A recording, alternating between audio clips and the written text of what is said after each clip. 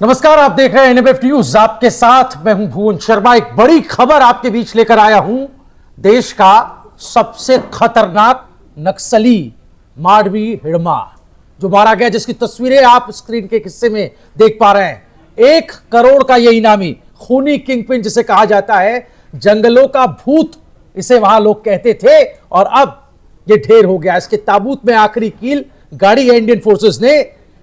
ताड़ मेटला के नरसंहार से लेकर सुकमा के घाट तक दर्जनों गांव का, दर्जनों जवानों का कत्ल करवाया। आज उसी हिडमा का ताबूत बंद हो चुका है। और सबसे बड़ी बात, अमित शाह का वही अल्टीमेटम जिसने कहा था नक्सलवाद को जड़ से खत्म करेंगे, ये वो अल्टीमेटम आज जमीन पर उतर चुका है और अपने फाइनल स्टेज की तरफ है।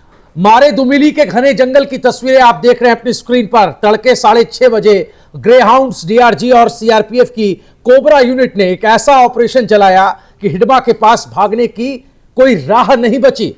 3 राज्यों की सीमा, काले बादलों से घिरे पहाड़ और बीचों बीच गोलीबारी का यह जबरदस्त मंजर देखने को मिला। और इसी भीषण मुठभेड़ में हिडमा, जिसकी तस्वीरें आप देख रहे हैं, उसकी 2 पत्नियां और 4 बॉडीगार्ड भी इस ऑपरेशन में, इस अभियान में मारे गए हैं। नक्सलियों के सबसे खतरनाक दिमाग का कहें कि पूरा सर्कल ही खत्म कर दिया है। दोस्तों, सिर्फ एनकाउंटर नहीं है ये, नक्सलवाद के ताबूत में आखिरी कील गाड़ने का काम किया। क्या लाल आतंक यहां से खत्म हो गया? ये सवाल अपने आप में बड़ा अहम है।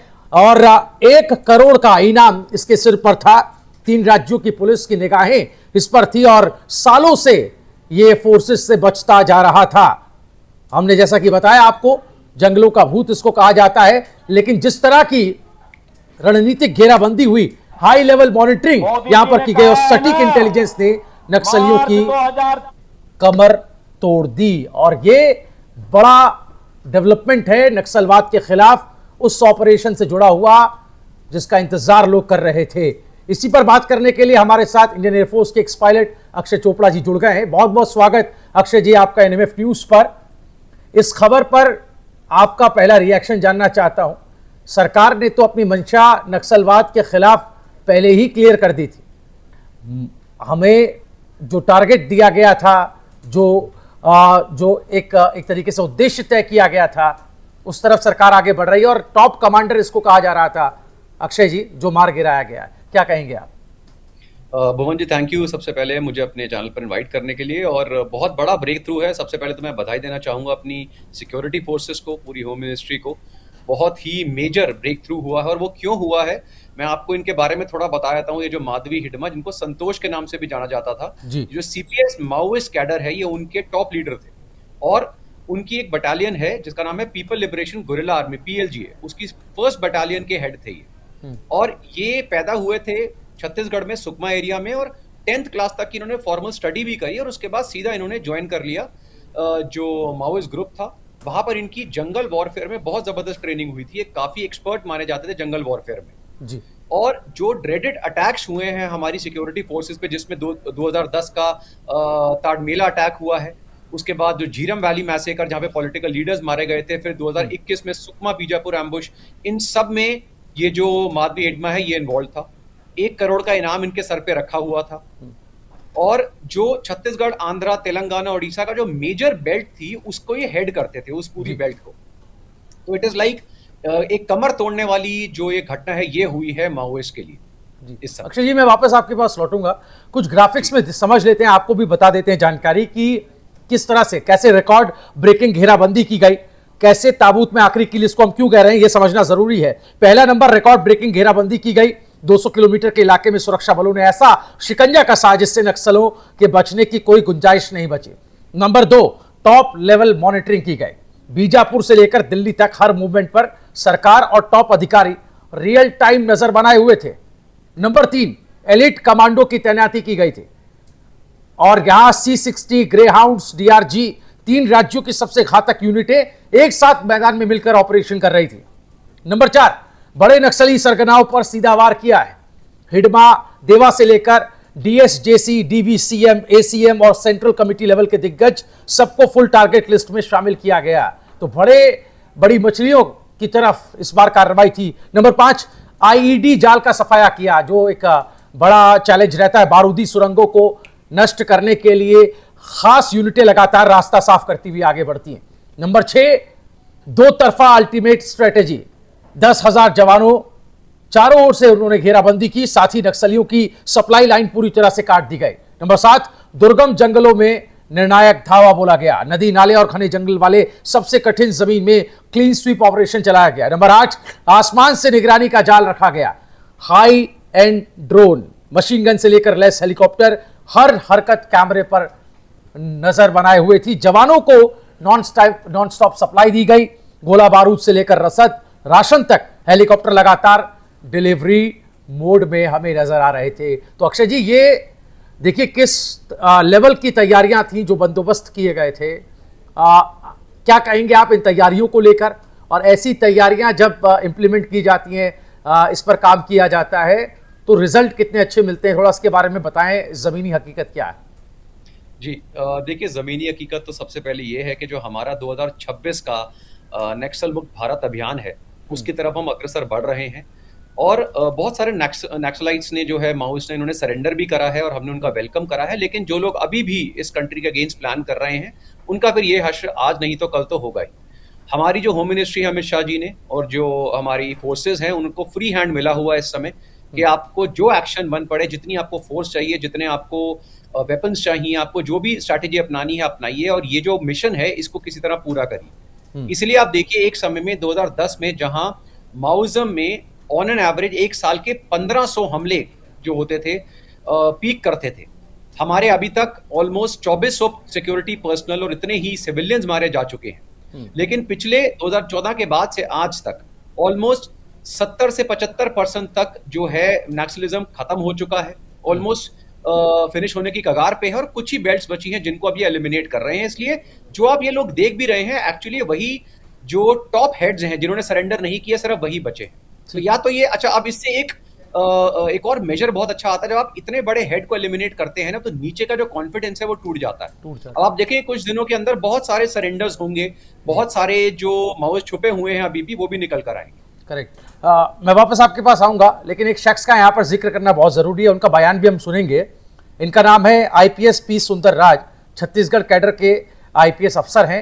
अक्षय जी, आपको बता दूं इनके बारे में, नक्सल अभियानों को इन्होंने सफलतापूर्वक लीड किया है, और इससे पहले कैसे नक्सलियों की ही रणनीति के तहत उन्हें घेरने का काम ये करते रहे। और सबसे बड़ा और इंपॉर्टेंट फैक्टर या कह लें कामयाबी उपलब्धि इस रूप में कि सुरक्षा बलों और गांव वालों के बीच जो कम्युनिकेशन गैप रहता था, एक जो खाई रहती थी, उसको भरने का काम सुंदर राज जी ने किया, पी सुंदर राज जी ने। और डीआरजी का इस्तेमाल नक्सलियों के समर्पण में भी हुआ था।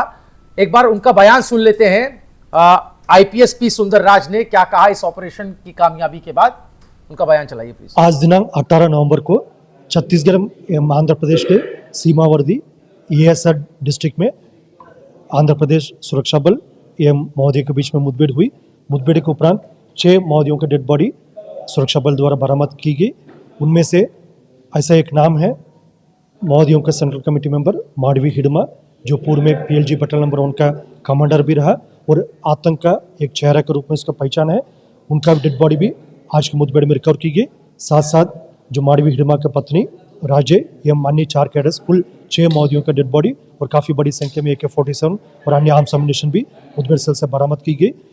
माडवी हिडमा का इस मुठभेड़ में मारा जाना सुरक्षा बलों के लिए काफ़ी एक निर्णायक बढ़त है, न सिर्फ दंडकारण्य स्पेशल जोन कमेटी इलाका, न सिर्फ बस्तर क्षेत्र का, संपूर्ण भारतवर्ष में नक्सल विरोधी अभियान के लिए ये काफ़ी एक निर्णायक बढ़त के रूप में देखा जा रहा है।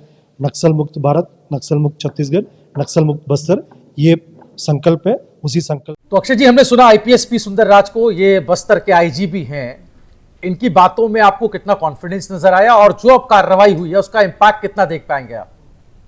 भुवन जी, सबसे पहले तो आपके माध्यम से आईजी जो सुंदर राज जी हैं, उनको बहुत बहुत बधाई, और पूरी फोर्सेस को बहुत बहुत बधाई इतने बड़े ऑपरेशन के लिए।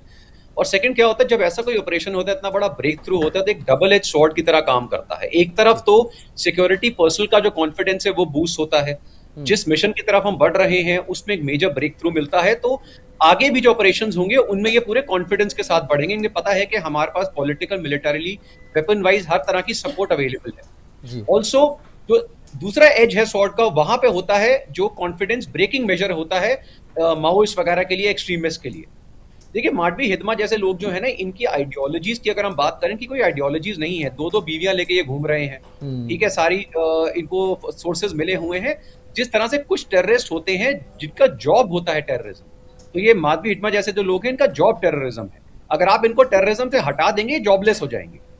तो इनको एलिमिनेट करना बहुत अच्छी बात है। और देखिए सबसे बड़ी चीज देखिए कि एक सिक्योरिटी फोर्स नहीं है, काफी लोग कंफ्यूज भी रहते हैं। बता देता हूं, जो सीआरपीएफ है हमारी कंट्री की, वो है जो हेड करती है माओइस्ट ऑपरेशंस। उसी की जो कोबरा यूनिट जिसे हम बोलते हैं, that is the commando battalion for resolute action, ये उनकी मेजर एक्टिव जंगल वॉरफेयर की यूनिट है और ये होम मिनिस्ट्री के अंडर आती है। उसके बाद जो स्टेट पुलिस फोर्सेज हैं डिफरेंट डिफरेंट स्टेट्स की, फिर आईबी आता है, कई जगह पे बीएसएफ और आईटीबीपी भी इन्वॉल्व है। ग्रे हाउंड जिन्हें आप कहते हैं, वो बेसिकली एंटी नेशनल फोर्सेज हैं जो स्टेट गवर्नमेंट्स के अंडर आती है, तेलंगाना और आंध्रा के अंदर।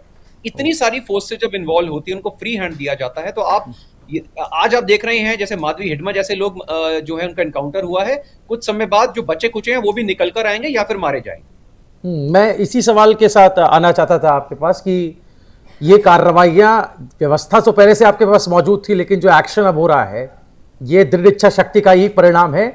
और जिस तरीके से टेक्नोलॉजी को इनकॉर्पोरेट किया गया ऑपरेशन में, इस पर भी मैं आपसे जानूंगा। लेकिन उससे पहले केंद्रीय गृह मंत्री अमित शाह जी ने संसद के अंदर डेडलाइन तय कर दी थी, मार्च 2026।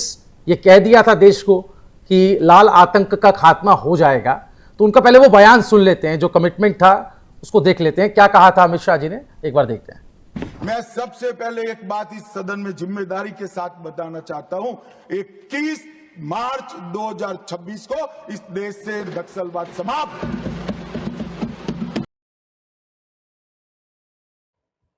तो हमने सुना।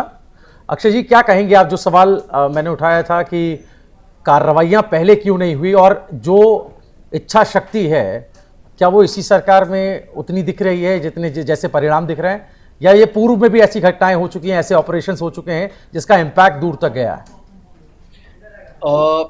देखिए भुवन जी, क्या होता है कि किसी भी चीज को इस देश में करने के लिए, इस इतने बड़े स्केल पर एक पॉलिटिकल विल चाहिए, और वो पॉलिटिकल विल 2014 से पहले तो कहीं पर भी दिखाई नहीं दी। आपको याद होगा कि हर तीसरे दिन जो थे वो बॉम्ब ब्लास्ट होते थे, मल्टीपल टेररिस्ट अटैक होते थे, और हमारा जो एक्शन होता था ना अगेंस्ट पाकिस्तान या किसी और उसके अगेंस्ट, वो था हम क्रिकेट नहीं खेलेंगे, हम नाराज हो जाते थे, हम रूठ जाते थे, ये हमारे एक्शन थे।